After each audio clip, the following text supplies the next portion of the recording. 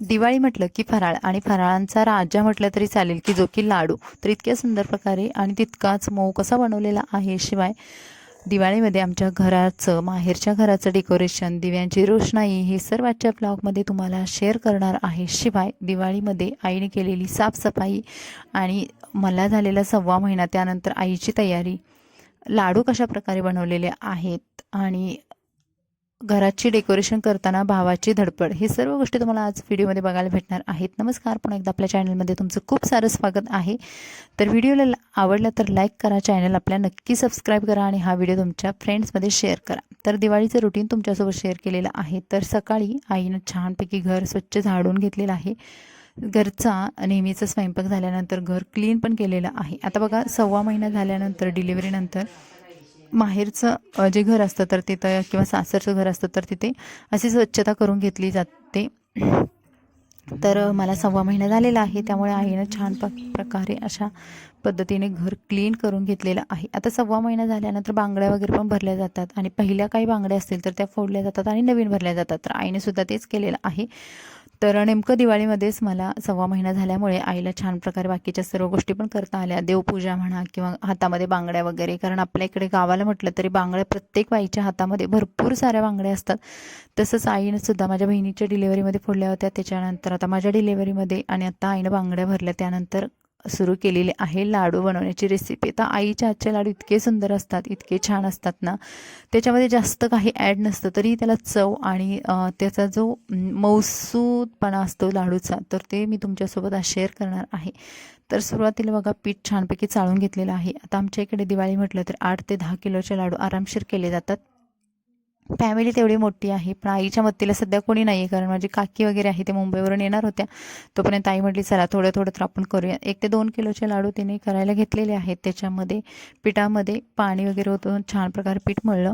आता लाडूची जी सगळी प्रोसेस आहे इकडे चुलीवरतीच केली जाते. गावाला जास्त करून आमच्याकडे चूलच वापरली जाते आणि चुलीवरचा स्वयंपाक सर्वांना आवडतो. त्याच पद्धतीने इकडे बघा, मोठी कढई ठेवलेली आहे. आता ही कढई माझ्या आजीने घेतली होती, त्याच्यामध्ये भरपूर सारं तेल घातलं आणि पिठाचं टेक्स्चरसुद्धा तुम्हाला दाखवणार आहे मी.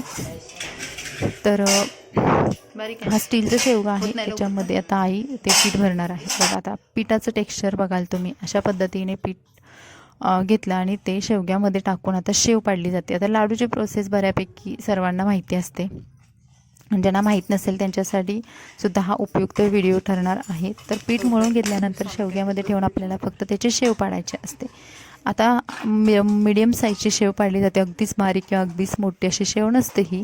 आणि शेव तेवढीशी अशी कडक पण भाजली जात नाही, थोडीशी मऊ अशी शेव असते ही. तर हा शेवगा आहे तो माझ्या वहिनीला, म्हणजे भावाची जी बायको आहे त्यांच्या लग्नातला आहे, त्यामुळे ते पहिल्यांदाच वापरल्यामुळे आईला त्याचा अंदाज आलेला नाही आणि शेव व्यवस्थित पडत नव्हती, कारण त्याचे होल पण तसे एवढे व्यवस्थित नव्हते.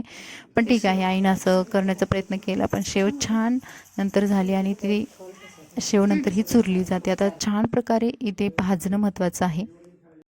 लाडूच्या रेसिपीमध्ये सर्वात महत्त्वाचं असतं शेव आणि त्याच्यासोबत असतं की आपला पाक बनवणे.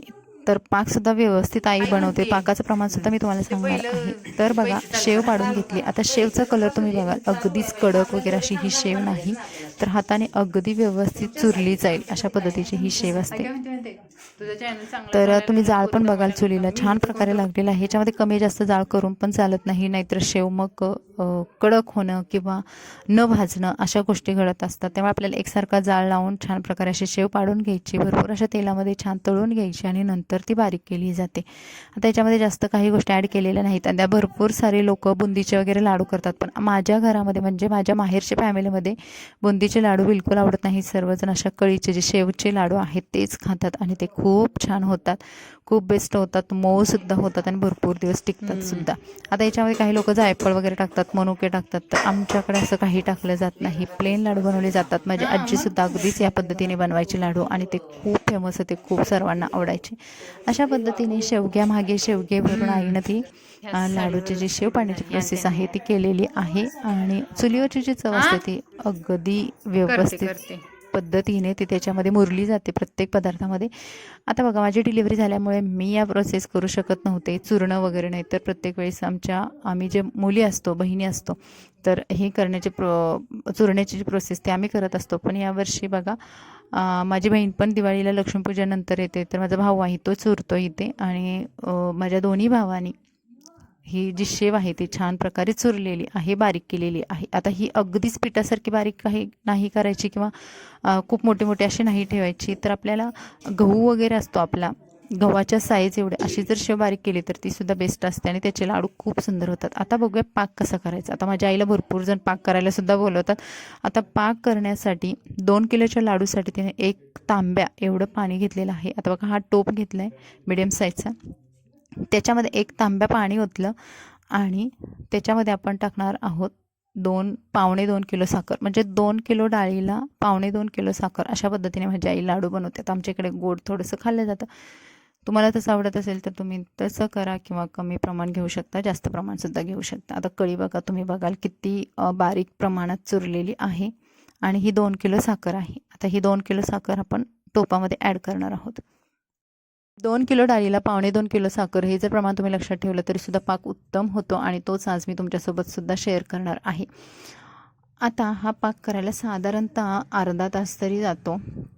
आता चुलीला जाळ जास्त असेल कमी असेल त्याच्यावरती पण थोडंसं हे राहतं, पण मीडियम साईजचं जर तुम्ही जाळ लावला असेल तर छान प्रकारे पाक होतो. तर मधून आई असं हलवत होती, जे उलत नाही त्याने हलवून घ्यायचा, पाक चिटकू द्यायचा नाही.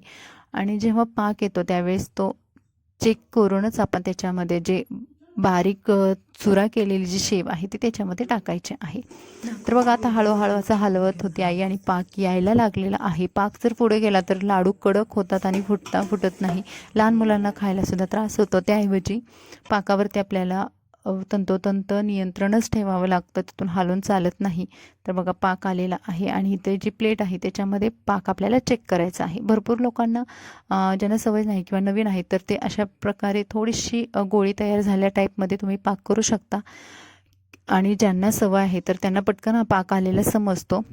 त्याच्यामध्ये आपल्याला हे जे बारीक केलेली जी कळी आहे किंवा जे शेव आहे तर ती त्याच्यामध्ये टाकायची, हलवून घ्यायचा आणि उरलेली सर्व शेव अशा पद्धतीने थोड्या थोड्या प्रमाणात टाकून आपल्याला ते हलवून घ्यायचं आहे. म्हणजे पूर्ण पाक आहे तो लाडूमध्ये छान प्रकारे मिक्स झाला पाहिजे. आणि ही अगदी सोपी पद्धत आहे लाडू बनवण्याची आणि खायला सुद्धा इतके सुंदर लागतात ना हे लाडू. शिवाय आपण त्याच्यामध्ये जायफळ वगैरे वापरत नाही किंवा काय, त्यामुळे त्याला वास वगैरे कुठल्या प्रकारचा नसतो. आता मुंबईला वगैरे हे लाडू असतात सिटीमध्ये तर ते दमट हवेमुळे खराब होतात, पण हे लाडू आहेत ना तर हे लवकर खराब होत नाही. मी भरपूर वेळा मुंबईला वगैरे घेऊन गेलेले आहे. तर बघा आता हा लाडूसुद्धा बनवताना सुद्धा अगदी व्यवस्थित गरम गरम आहे तोपर्यंत बनवायला घ्यायचा. छान प्रकारे घट्ट होतो आणि फुटत नाही आणि मऊसुद्धा आहे. म्हणजे अगदीच फुटत नाही म्हणजे तो कडक आहे असं नाही. बघा आई तुम्हाला चेंडूसारखा अगदी झेलूनसुद्धा दाखवते लाडू. तर हा अजिबात फुटत नाही आणि मऊ लागतो. लहान मुलंसुद्धा आरामशीर दाताने ओठाने म्हटलं तरी आपण खाऊ शकतो, अशा पद्धतीचा हा मऊ लाडू असतो. आता लाडू बांधण्याची प्रोसेससुद्धा आईने आणि भावानीच केलेली आहे. तर छान प्रकारे 2 किलोची बऱ्यापैकी लाडू बनवले आणि ही आईच्या हातची एकदम व्यवस्थित सुंदर आणि सुटसुटीत रेसिपी होती. तर तुम्हाला ही लाडूची रेसिपी कशी वाटली मला कमेंट्समध्ये सांगायला विसरू नका. आणि त्याच्यानंतर आईने चिवडासुद्धा बनवलेला आहे याच दिवशी, पण ते आम्ही शूटिंग केलेलं नाही कारण मलासुद्धा तेवढा वेळ म्हणजे कंटिन्यू शूटिंग करणं वगैरे होत नाही. आणि शनायासुद्धा तिच्या पप्पांसोबत म्हणजे सासरी गेलेली आहे, त्यामुळे शूटिंग करायला दुसरंही कोणी नव्हतं. आता भावाने त्यानंतर घराचं डेकोरेशन केलं. इथे आम्ही LED वगैरे लावलेले आहे, पण आता LEDचा कलर तुम्ही बघाल तर तिरंगामध्ये याचा कलर आहे. तर आमचं घर आहे ते अगदी म्हणजे जुन्या काळाप्रमाणे आहे आणि समोर जे सिमेंटचा पत्रा आहे त्याच्यामध्येही लाईटिंग वगैरे केलेली आहे. तर माझा चुलत भाव आहे काकांचा मुलगा, तर तोसुद्धा आला होता. दोघांनी मिळून छान प्रकारे अशी लाईटिंग केली. तर लाईटिंग करताना सुद्धा म्हणजे एक आपल्या घराचं सजावटीला आपल्याला जी क्रेज असते तशी माझ्या भावामध्ये आहे. बघा तुम्ही बघाल त्याला हाईट पोचत नव्हती, तरी त्याची ऑलरेडी हाईट जास्त आहे तरीसुद्धा त्याची हाईट वरती पोचत नव्हती, तर तो गाडीवरती बाईकवरती उभं राहून त्याने ते डेकोरेशन केलेलं आहे. आणि हा आमच्या घराचा फायनल लुक आहे. त्यानंतर मी भरपूर साऱ्या पंत्या वगैरे लावलेल्या आहेत, पण ते तुम्हाला पुढच्या ब्लॉगमध्ये बघायला भेटणार आहे.